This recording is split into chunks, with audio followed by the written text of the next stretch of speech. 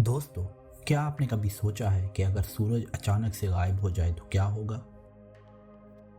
हमेशा के लिए सर्द और तारीक जिंदगी कैसी होगी? और क्या उसमें कोई जिंदा रह सकता है? क्या हम हमेशा के लिए खला में तैरते रहेंगे?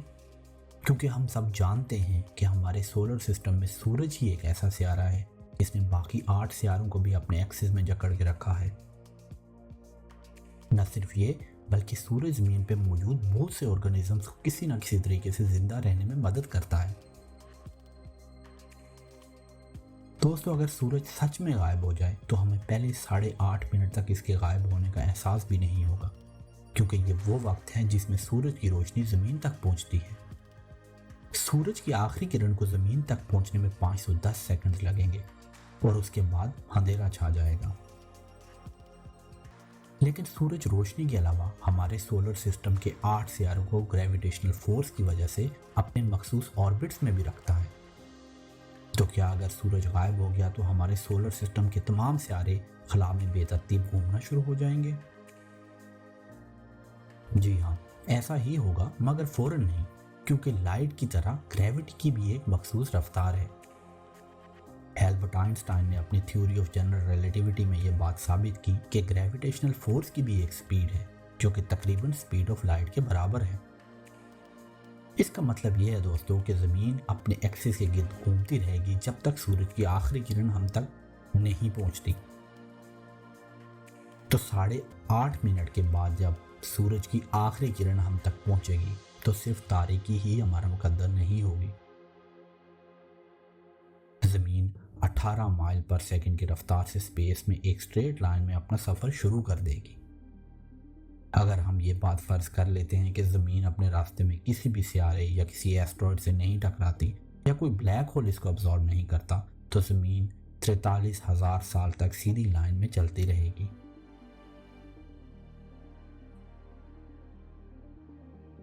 लेकिन हमें उसकी फ़िक्र की ज़रूरत नहीं, क्योंकि सूरज के गायब होते ही कुछ सेकंड्स में चांद मुकम्मल तारीक हो जाएगा।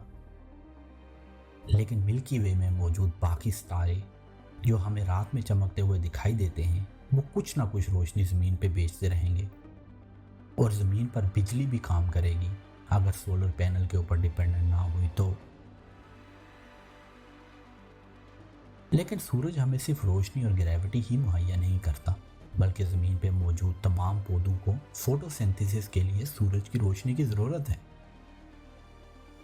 ये सूरज की रोशनी को ही अपने लिए एनर्जी में कन्वर्ट करते हैं। इसलिए सूरज की रोशनी के ख़त्म होते ही कुछ दिन के अंदर तमाम छोटे पौधे ख़त्म हो जाएंगे।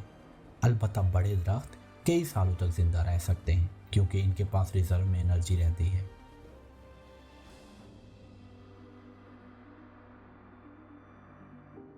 इसके साथ फूड चेन में निचले दर्जे में आने वाले ऑर्गेनिजम्स भी आहिस्ता आहिस्ता ख़त्म हो जाएंगे। ज़्यादातर जानवर भी आहिस्ता आहिस्ता मर जाएंगे। अलबत्ता वो जानवर जो मरे हुए जानवरों का गोश्त खाते हैं वो कुछ अरसे तक जिंदा रहेंगे, जब तक वो सर्दी से ना मर जाएं, क्योंकि सिर्फ पहले हफ्ते के अंदर टेम्परेचर 0 डिग्री तक नीचे आ जाएगा। ये दर्जा हरारत हम अक्सर सर्दियों में महसूस करते हैं, इसलिए कुछ वक्त के लिए ये काबिल बर्दाश्त होगा। लेकिन ये मुसलसल नीचे जाता रहेगा और 1 साल के अंदर ये -100 डिग्री तक आ जाएगा और फिर -240 डिग्री पर जाके स्टेबल हो जाएगा। दोस्तों, ज़मीन के अंदर मौजूद लावा भी ज़मीन को गर्म रखता है, जिसको हम जियोथर्मल एक्टिविटी कहते हैं। लेकिन ये अमल ज़मीन पे कुछ मखसूस जगहों पे होता है, जैसे कि आइसलैंड।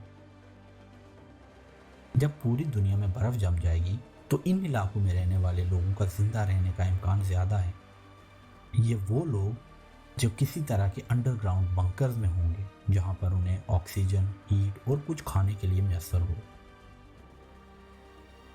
तमाम समुद्रों और झीलों का पानी भी मुंजमद हो जाएगा, लेकिन सिर्फ ऊपर की सतह पर। जियोथर्मल वेंटिंग की वजह से अंदर का पानी मुकम्मल तौर पर मुंजमद नहीं होगा, और जो आबी मखलूक समुद्रों के अंदर जियोथर्मल वेंट्स के इर्द गिर्द रहती है वो जिंदा रह सकती है, क्योंकि उनको जिंदा रहने के लिए सूरज की रोशनी की ज़रूरत नहीं।